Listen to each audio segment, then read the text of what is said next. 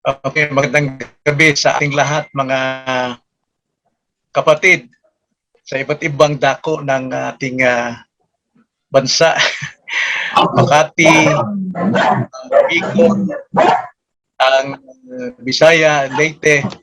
Maraming salamat sapagkat ito ay hindi nagtaon kundi ito bahagi ng plano ng Diyos upang mapatibay ang bawat isa, lalo na sa mga kababayan ngayon. Ang napakalaga na sa magitan ng salita ng Diyos, mayroon tayong matatanggap, mayroon tayong maririnig, mayroon tayong mayayakap na aral na kung saan makapaghuhubog ng ating buhay, particularly na sa inyong mga kababaihan. So focus tayo sa mga kababaihan, bagamat itong mensahe rin natin na ayon sa Biblia ay para sa lahat. Ngunit ito ay nakatuon lamang ngayong gabi sa mga kababaihan. At sana nga po ay matanggap natin ito, may kagakakan sa ating puso, mayroon tayong totoong pagtanggap ng salita ng Panginoon, handa tayong magbago at sumunod sa kalooban sa ating mga buhay.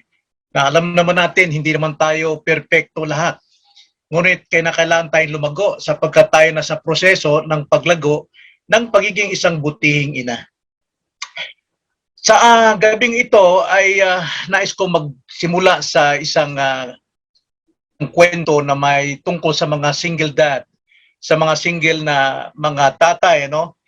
Na sila po ay naging balo, pero sa tagal ng panahon ay hindi sila nagplano mag-asawa. Bakit kaya? May dahilan kung bakit hindi na sila mag-asawa. Ang dahilan nila, hindi raw nila makakalimutan ang yumaong mahal sa buhay ang kanilang asawa. Minsan din, may mga anak din na naulila, ngunit may mga hinagpis silang kimkim sa kanilang mga puso dahil sa mga naiwan ng kanilang mga magulang. Ngunit mayroon din namang mga anak na may pag-unlad at nagiging magandang halimbawa ang kanilang buhay habang sila ay nagkakapilya. At ang tanong natin, bakit? Dahil din sa mga pamanang iniwan ng kanilang ina o ng kanilang mga magulang. Now, sa ating panahon, maraming mga ang nag-aala sa kanilang mga anak kung ano ang may papamana nila kapag sila'y pumanaw na sa buhay na ito. Dahil nais nila sila'y maalala ng kanilang mga mahal sa buhay, lalo ng kanilang mga anak. Kayo, mga kapatid, bilang mga ina, kasama rin kami rito. Anong maalala sa inyo ng mga mahal nyo sa buhay kapag kayo'y pumanaw na? Yung bang ating pinagsikapan, pinaghirapan, pinagpawisan ng kayamanan lamang? Pero ang tanong, maalala kaya kayo kung kayo mag-iwan ng kayamanan sa inyong mga anak? Masasabi ko siguro mga 80% maraming hindi nakakaalala dahil sa pera. Pero mayroong dapat tayong maiwanan na talagang maalala nila sa kanilang buhay. At yan ang ating aalamin sa ating pag-aaral ngayong gabi, batay sa salita ng Diyos. At hahango tayo ng isang karakter sa Biblia, isang babae na di matanggap ng mga mahal sa buhay na siya'y pumanaw at sila'y naiwan. Hindi lang makalimutan ang babaeng ito. At hindi lang matanggap na nawala at namatay ang babaeng ito. At yan ay si Dorcas. Si Dorcas. So nais kong buksan natin ang ating mga Biblia sa Acts chapter 9 at babasahin natin mula sa verse 36 hanggang 43. Dorcas na isang napakagandang halimbawa sa mga ina sa ating kasalukuyang buhay ngayon. Ganito ang sabi, Acts 9:36 hanggang 40. Noon ay may isang alagad sa Joppa na ang pangalan ay Tabita, na sa Griego ay Dorcas. Siya'y puspos ng mabubuting gawa at ng pagkakawang gawa. Na mga araw na iyon, siya'y nagkasakit at namatay. Nang siya'y mahugasan na nila, kanilang binurol siya sa isang silid sa itaas. Malapit ang Lida sa Joppa, nang mabalitaan ng mga alagad na si Pedro ay naruroon, nagsugo sila sa kanya ng 2 tao at ipinakiusap, "Dito ka sa amin sa lalong madaling panahon." Kaagad tumayo si Pedro at sumama sa kanila. Pagdating niya, kanilang inihatid siya sa silid sa itaas. Lahat mga babaeng balo ay nakatayo sa kanyang tabi at umiiyak. Ang pinapakita ang mga kasuotan at iba pang mga damit na ginawa ni Dorcas noong siya'y kasama pa nila. Pinalabas silang lahat ni Pedro at pagkatapos ay lumuhod at nanalangin siya. Bumaling siya sa bangkay at kanyang sinabi, Tabita, bumangon ka. Minulat niya ang kanyang mga mata at nang makita niya si Pedro, ay naupo siya. Iniabot ni Pedro sa kanya ang kanyang mga kamay at siya'y itinindig. Pagkatapos tawagin ang mga banal at ang mga babaeng balo, siya'y iniharap niyang buhay. Ito'y napabalita sa buong Jopa at marami ang nanampalataya sa Panginoon. Si Pedro ay nanatili sa loob ng maraming araw sa Jopa, nakasama ni Simon na isang tagapagluto ng balat. Itong salita ng Panginoon, tayo'y manalangin. O dakilang Diyos, samahan niyo kami, sa inyo po ang aming mga mata at mga mata ng mga kababaihan, mga ina, mga dakilang ina, na makita nila ang inyong kahangahangang gawa upang kanila itong mabaon sa kanilang buhay at panghawakan at isabuhay. Samahan niyo kami, Panginoon. Gawin niyo pong matalino ang mga tao at mga kababaihan at mga ina ngayon na nagbubulay-bulay ng iyong salita ng higit kaysa sanlibutan. Kaya, Panginoon, mangusap kayo at magturo kayo, hubog kayo ng buhay ng mga ina at mga kababaihan. Ito ang aming dalangin sa pangalan ng Panginoong Hesus. Amen. Now, itong si Dorcas, masasabi natin siya isang tunay na mananampalataya. Sapagkat hindi makalimutan ng mga taong naiwan ang kanyang katauhan. Bakit? Dahil sa kanyang good works, sa kanyang mabubuting gawa. Sapagkat ang good works ay isa sa mga tunay ng isang binagong buhay. Kapag ito'y nakagawa para sa kaluwalhatian ng Diyos. Sapagkat marami rin gumagawa ng good works pero pansarili. Pansarili nilang kapakanan. Ngunit ang totoong good works na siyang tanda ng isang tunay na binago ng Diyos ay gumagawa siya sa iba para sa kaluwalhatian ng Diyos. Alam natin, ang kaligtasan ay biyaya lamang ng Diyos. Ito'y kaloob lamang sa atin. Subalit, ang kaligtasan ito, ang biyayang ito ay nahayag sa mga mabubuting gawa. Kaya ang buhay ni Dorcas, ang kanyang godly life at good works, ito'y nag-reveal ng biyaya ng Diyos na sumasa kanya. Makikita natin na siya'y minamahal ng komunidad, ng kanilang community. Minamahal siya ng mga tao at higit sa lahat, minamahal siya ng iglesia. Kaya hindi nila matanggap na itong si Dorcas ay pumanaw at sila'y iwan sa ganung kalagayan. Kilala nila at naalala nila ang kanyang mabubuting gawa at pagkakagawa.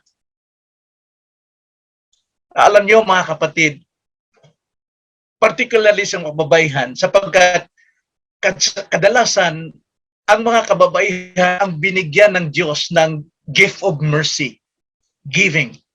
At nakikilala ang mga kababaihan sa pamamagitan ng mga good works.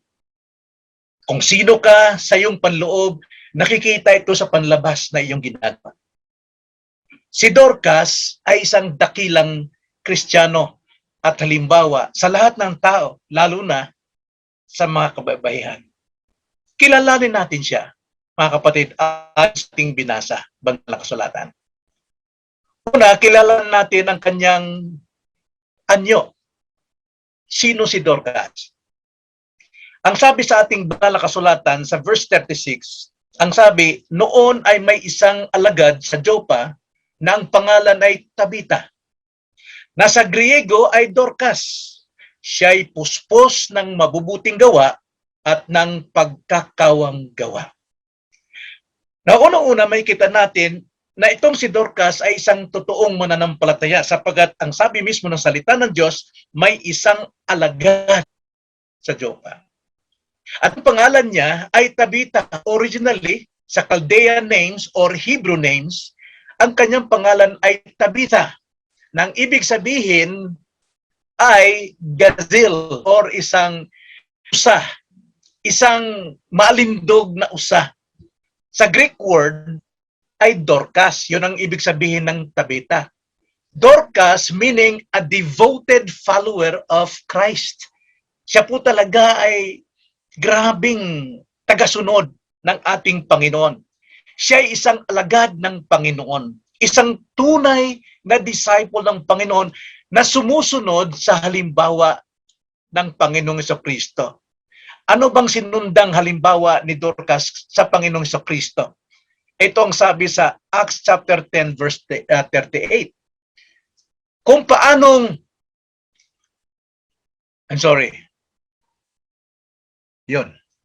Kung paano si Jesus na taga Nazaret ay nuhusan ng Diyos ng Espiritu Santo at ng kapangyarihan, kung paanong naglibot siya, naggumawa ng mabuti at nagpapagaling ng lahat ng mga pinahirapan ng dyablo sapagkat kasama niya ang Diyos.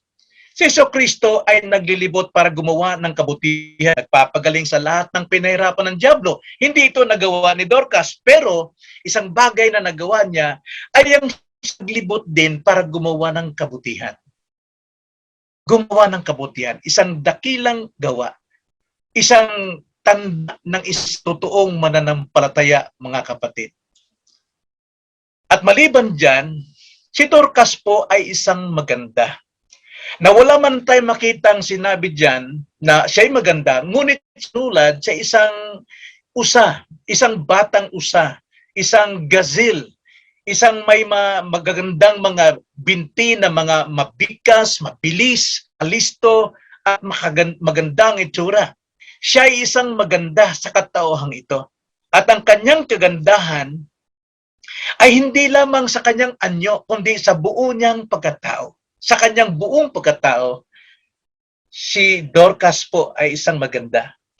Kaya nga ang sabi nga ni Peter sa kanyang sulat sa 1 Peter chapter 3 verse 3 na ang inyong kagayakan ay huwag maging panlabas na pampahiyas ng buhok lamang at pagsusuot ng ginto o pagbibihis ng mga maringal na damit, kundi dapat ang kagandahan ay mula sa loob, sa isang mayumi, mahinhin na kalooban.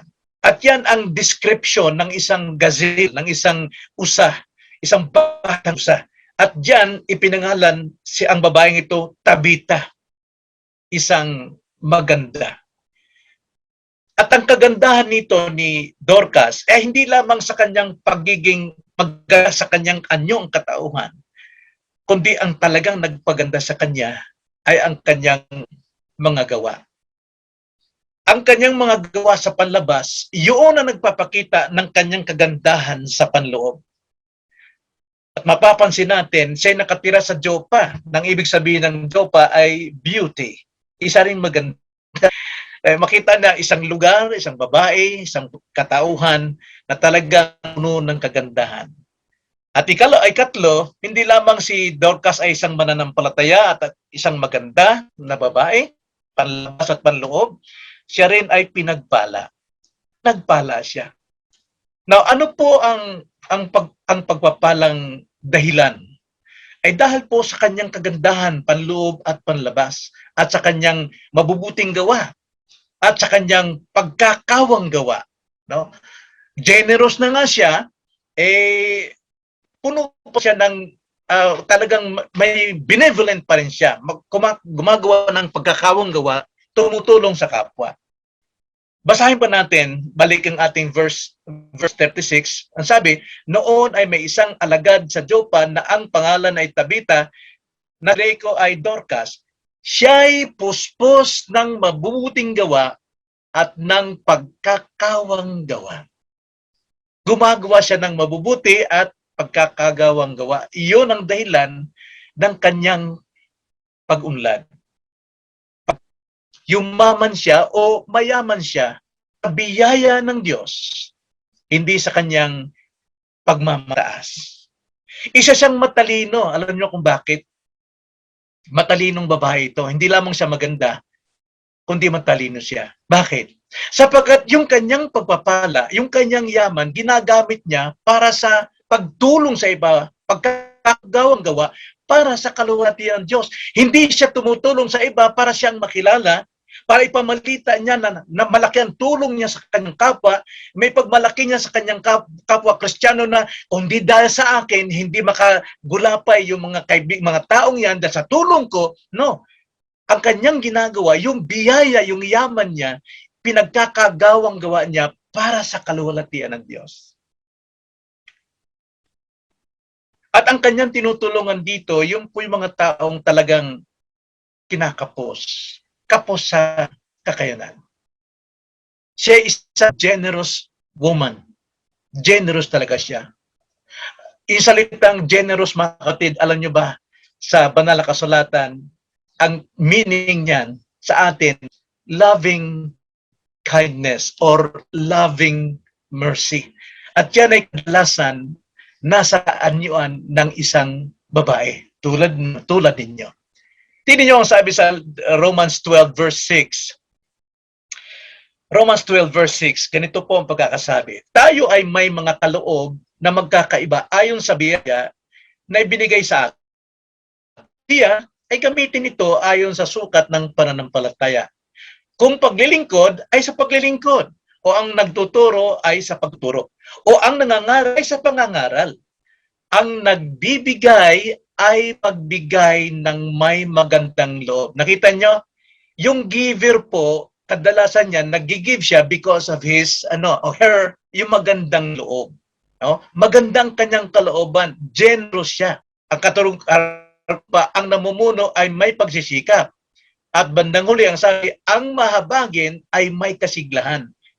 So makatwid, ang isang babae na mayroong pong pagmamahal, no? May magandang loob. Kapag siya po'y nahahabag, nagkakaroon ng may kasiglahan. Yan po si Dorcas. At yan ang mga babaeng mga indiligtas ng Panginoon. Karamihan, kababaihan ang nagtataglay niyan. Pero marami rin sa kalalakihan. So, ngayon nakita natin ang description ni Dorcas na siya ay isang mananampalataya, isang maganda, labas at loob, at siya ay isang pinagpalang babae.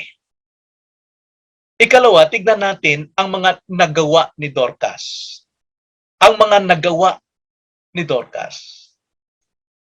Well, makikita natin sa verse 36 again, noon ay may isang lalagad sa Joppa na ang pangalan ay Tabita, na sa Grego ay Dorcas. Siya ay puspos ng mabubuting gawa.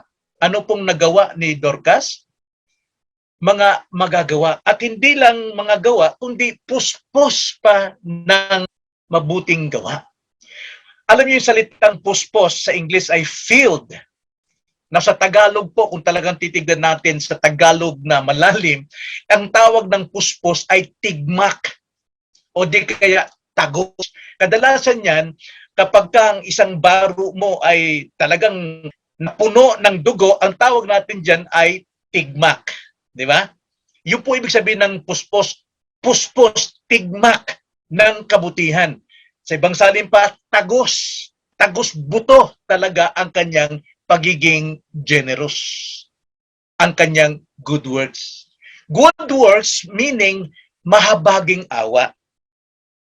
Ibig sabihin ay pinagkakaloob niya ang kanyang sarili para sa kapakanan ng mga kapos. Yan po si Dorcas. At yan po ang larawan ng mga kababaihan at mga nanay. Good works po tinutukoy dito, hindi po yung good works na nakikita natin sa libutan. Marami pong tao ang gumagawa ng good works. Alam natin yan. Pero paano natin malalaman na ito ay gawa ng isang taong binago ng Diyos? Ang good works po na lumalabas po sa buhay po ng Kristiyano ay good works in the name of God and for His glory. Ginagawa ang mabubuting gawa dahil sa pangalan ng Diyos, for His name's sake and for God's glory. Makikita natin, God-centered ang mga good works ng Kristiyano. Hindi nagmamalaki, hindi nagbibilang, hindi nagpapamukha kanino paman, hindi nagkukwento, kundi ginagawa niya ito sa Diyos upang ang Diyos ay maluwalhati sa kanyang buhay. Yan po ay isang bahagi sa chief end of man. What is the chief end of man? The chief end of man is to glorify God alone. So, yung ginagawang kabutihan ni Dorcas na isang babae, ginagawa niya ito hindi para siya ay makaramdam ng sarap, para siya ay hangaan ng tao, pero ito'y ginagawa niya alang-alang sa Diyos. Gusto niyang luwalhatiin ng Diyos.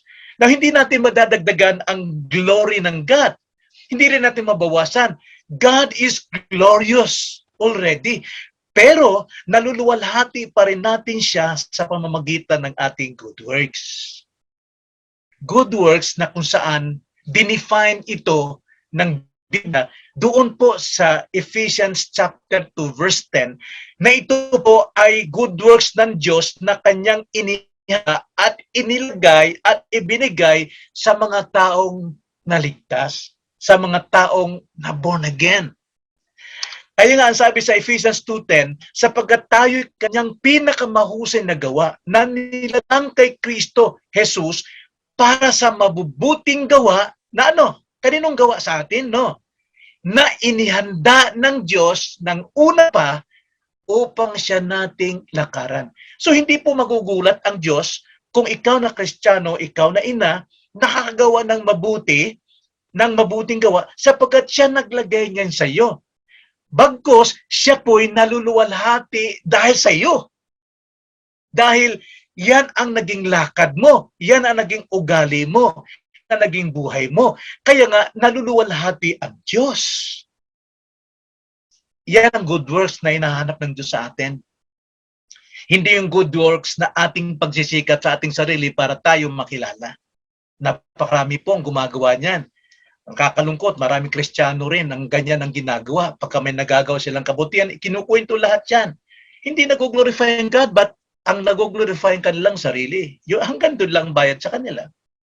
Kaya ito rin ang turo ni Pablo sa inyong mga kababaihan, particularly.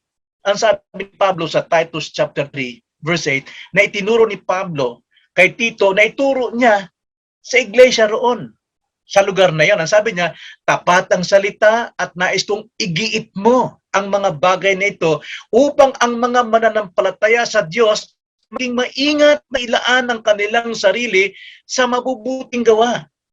Ang mga bagay na ito ay pawang mabubuti at kapaki-pakinabang sa mga tao.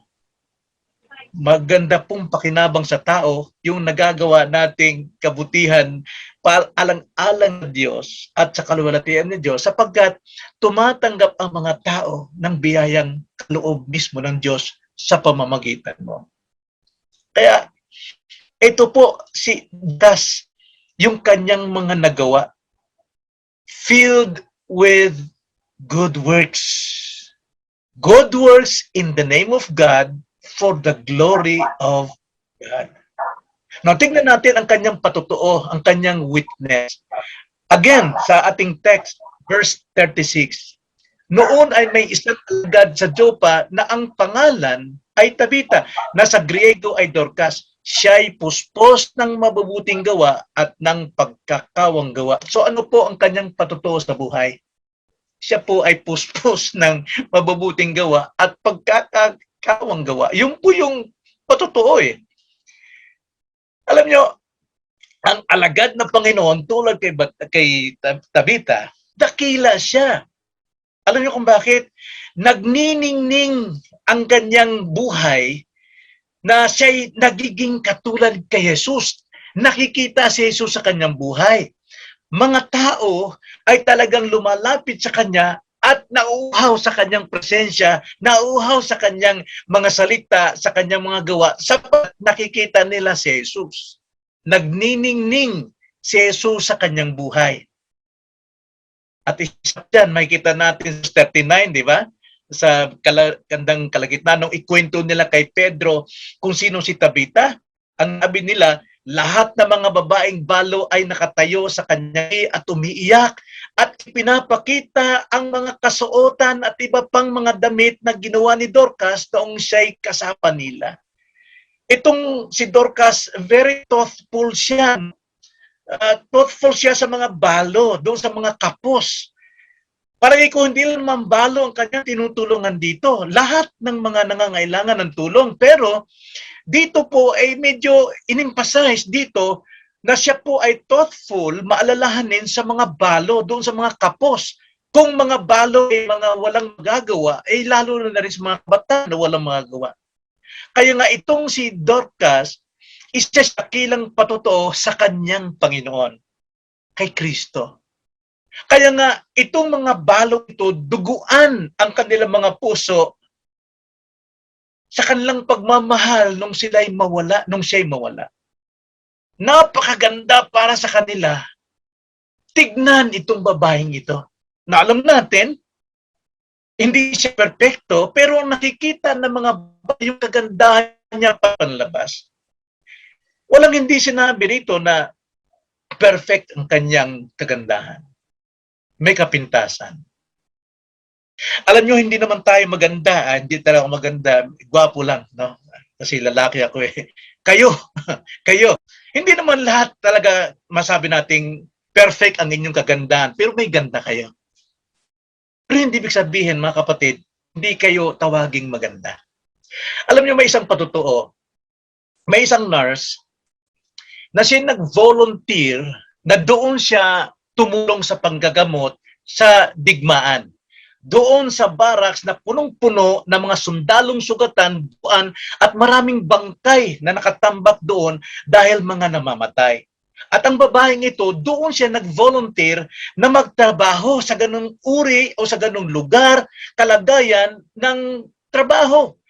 At ang babaeng ito, alam nyo, mayroon siyang diferensya sa kanyang mukha. Marami siyang peklat na nakapagpapangit sa kanya nung kabataan pa niya.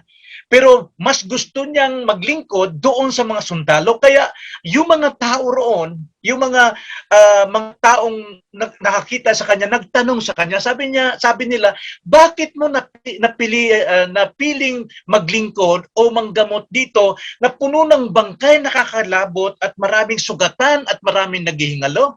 Ang sagot nitong nurse na ito, alam niyo po, ang mga sugatang sundalo, hindi mapapansin ang mga peklat ko tulad ng iba. Para sa kanila, ako'y maganda. Well, sugatan eh. Naghihingalo. Ang sino mang magbigay ng tulong at mabuting gawa sa kanila, napakaganda yun. Napakagandang nilalang yung para sa kanila sapagkat sila nabibigyan ng pag-asa. Alam nyo, hindi naman sinasabing, hindi ka naman maganda tulad kay Dorcas, so huwag ka nang gumawa ng kabutihan at ng, ng pagkakawang gawa. Ang kagandahan ay nakikita sa gawa. At hindi po sa mukha lamang. Kaya sabi nga ni Peter chapter 3 verse 3 hanggang 4, hindi panlabas sa kagandahan, kundi panloob ang tinitignan ng Diyos. So nakita natin, una, ang kanyang description. Mananampalataya, maganda, pinagpala, at ang kanyang nagawa. Nakita natin puspos ng mabubuting gawa at ang kanyang mabuting gawa ang totoo. Ngayon naman, pangatlo, kilalanan natin ang kamatayan ni Dorcas. Ano po ang nangyari nung mamatay si Dorcas na alam natin sa kasaysayan, hindi siya malimut-limutan ng mga taong nakasaksi sa kanya, nakadama, nakaramdam ng kabutihan mula sa kanya. Ang alaala ni Dorcas, nakita ito ni Peter. Nung umakyat si Peter upang tanungin kung nasaan si Dorcas, yung mga balo, yung mga tao na natulungan, nakabahagi ng kabutihan ni Dorcas, duguan ang kanilang mga puso, sila'y umiiyak. Nakita ito ni Pedro. Siyang dahilan na maging si Pedro man ay nangihinayang dahil nakita niya kung gaano si Dorcas kamahal nito mga tao, nanghihinayang na mawala sa kanilang kalagitnaan. Kitang-kita nila ang impluensya ng taong ito. Nyo, kunting gawa mo, talagang may impluensya yan. Kabutihang gawa. Hindi lamang sa community, kundi maging sa iglesia. Talagang kilalang kilala si Dorcas nung mamatay siya. At makikita natin, siya po ay ibinurol doon sa taas. At kanila itong hinuhugasan, kanila itong nililinis. Kaya si Pedro po, sa biyaya ng Diyos, kanya itong ipinanalangin para mabuhay. Alam natin ang Diyos ang nagbibigay buhay, hindi si Pedro. Pero, dama din ng Diyos kung ano yung damdamin ni Pedro doon sa mga naiwan ni Dorcas na talaga nagpapatotoo kung si Dorcas ay mabuting tao, sayang kung mawala. Pero alam natin, binuhay man si Dorcas, muli siyang mamamatay. Sapagkat mayroon lamang isang resurrection na kailanman ay hindi na muling mabubuhay para mamatay uli. Yan ay si Kristo. Kaya ito, isang paglalarawan lamang sa atin. Na kahit ikaw patay na, maalala ka at may magmamalasakit sa iyo. May magmamalaki sa iyo sa lahat ng tao. May magpapatotoo sa iyo tungkol sa mga nagawa mo. Duguan ang kanilang mga puso sa pag-aalaala sa iyo. Kaysa naman maalala ka sa iyong kapintasan, sa iyong masasagawa, sa iyong pagmamata, sa iyong pagmamagaling. Kaya ito'y binuhay si Dorcas. At alam niyo ba, nung mabuhay si Dorcas, ang sabi sa verse 42, at ito'y napabalita sa buong Jopa, at marami ang nanampalataya sa Panginoon. Marami pa ang sumampalataya. Yung po bunga ng isang babaeng puno ng good works and generosity. Ito isang bagay lamang na nagbibigay sa atin ng isang buhay na halimbawa. Na tayo man, malinaw sa banal na kasulatan, na tayo muling bubuhayin sa darating na panahon. At ang muling pagkabuhay natin, kaluwalhatian din ng Diyos. Tayo babangon muli sa libingan, sana nga po, habang tayo ay nakalibing, maalala tayo dahil sa ating mabubuti. So anong leksyon mga kapatid? Unang-una, tandaan natin na tayo'y inaring ganap ng Diyos sa pamamagitan ng pananampalataya. Hindi sa ating mga gawa, pananampalataya lamang. Romans 5:1, ganito ang sabi, kaya't yamang tayo'y inaring ganap sa pamamagitan ng pananampalataya. Mayroon tayong kapayapaan sa Diyos sa pamamagitan ng ating Panginoong Jesucristo. Remember this, pananampalataya lamang. Ngunit, ang pananampalataya ng isang taong naligtas, nakikita ng ibang tao sa pamamagitan ng pananampalatayang may kalakip na mga gawa. Totoo yan. Maraming naniniwala eh. Sumasampalataya ako, ligtas na. Pero nakikita ba sa iyong buhay? O nakikita ang kasakiman? Nakikita ang kayabangan? Konting tulong, balita ka agad. Konting nagagawa, ang tinutulungan, hindi kapos. Kundi may magagawa dahil nais natin tayo balikan, tayo bayaran. Hindi ganun si Dorcas. Matalino siya. Gumagawa siya ng kabutihan for God's name's sake and for God's glory. Kaya ang sabi nga ni James chapter 2 verse 14, ganito ang sabi ni James, ano ang pakinabang mga kapatid ko kung sasabi ng sino man na siya may pananampalataya, ngunit walang mga gawa? Mailigtas ba siya ng kanyang pananampalataya? Kung ang isang kapatid na lalaki o babae na namumuhay ng mahubad at kinukulang sa pagkain sa araw-araw, at ang isa sa inyo ay magsasabi sa kanila, humayo kayong payapa, magpainit kayo, magpakabusog, subat hindi nyo sila binibigyan ng mga bagay na kailangan ng katawan, anong pakinabang niyan? Kaya't ang pananampalataya na nag-iisa, kung ito'y walang mga gawa, ay patay.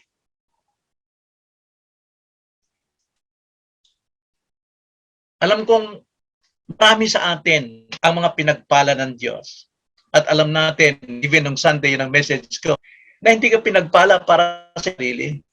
Pinagpala ka para maging pagpapala rin sa iba, like Dorcas. Maging matalino tayo. At ito ang utos ng Panginoong Jesucristo sa atin. Magbibigay ako ng mga ilang talata, mga kapatid, huwag kayo mainit. Utos ito ng Panginoon sa atin na dapat magliwanag ang ating mabubuting gawa. Di ba? Matthew chapter 5 verse 16, pagliwanagin ninyo ang inyong liwanag, ang inyong mabubuting gawa upang makita ng lahat ng sa ganon, marami po ang matutong mapit sa Panginoon na iyong Panginoon. Sa pamamagitan ng iyong mabubuting gawa, ang mga tao po'y nalalapit. Pero kung tayo po'y sakim, sasabihin mga tao, Kristiyano yan, ayaw kong lumapit yan, ayaw kong maniwala sa kanila. Turo ng Panginoon, let your light shine before men, that they may see your good works, and that they may glorify your God. At hindi lang yon. Ang sabi ng Panginoon sa John 15 verse 8, sa pamamagitan nito'y naluluwalhati ang aking Ama na kayo'y magbunga ng marami at maging mga alagad ko. Naluluwalhati ang Diyos sa bunga ng ating mga good works. Kaya, huwag tayong umibig sa salita lang. Dapat ang pag-ibig natin ay sa gawa din. 1 John 3:18, mga munting anak, huwag tayong umibig sa salita, ni sa dila, kundi sa gawa at sa katotohanan. At maging mabunga tayo sa bawat gawa natin. Colossians 1:10, another verse, upang kayo'y lumakad ng nararapat sa Panginoon na lubos na nakakagod sa Kanya, namumunga sa bawat gawang mabuti at lumalago sa pagkakilala sa Diyos. 1 Timothy chapter 6 verse 18. Dapat silang gumagawa ng mabuti, maging mayaman sa mabubuting gawa. Bukas ang palad at handang mamahagi. Pagkakawang 3:14, at nararapat na ang ating mga tao ay matutong magmalasakit sa mabubuting gawa para sa matitinding pangangailangan upang hindi sila mawalan ng bunga. Na alam natin ngayon, nangangailangan ang iba nating kapwa. Tulad ni Dorcas, maging mayaman tayo sa good works for God's glory. Ating glory. Minsan, hindi tayo makapagbigay dahil hindi tayo nakikilala eh. No? Alam niyo, minsan, natutuwa rin ako minsan. Hindi ko sinasabi, misis ko ay generous talaga. Siyempre, nanay din niya, nag-iisip din niya paano niyang i-budget yung aming budget. Pero nakakatuwa sapagkat minsan noon, tuwing sasakay kami ng jeepney, nakikita ko na sikreto siyang kumukuha ng pera sa kanyang wallet at inaabot niya sa mga bata na kasakay namin ng nanay talagang marungis. Hindi niya pinapalam sa akin, nakikita ko, pero natutuwa ko. At hindi lang yung minsan, maraming beses na hindi ko tinataas ang misis ko, kundi nakikita ko doon yung biyaya, yung pananampalataya ng panampalataya. Hindi na kailangan siya mahayag doon, makilala, matanyag. Ginawa niya lang yun dahil yun ang udyok ng biyaya ng Diyos na nasa puso niya. At sana ay tuloy-tuloy ng asawa ko yan na maging mabuting loob, magkakawang gawa sa lahat ng sandali. Tayo po'y pagpapala ng Diyos kapag tayo'y nagiging pagpapala sa iba. We become a blessings to God when we bless others. So anong maalala ng mga tao sa iyo kapag ikaw ay pumanaw na?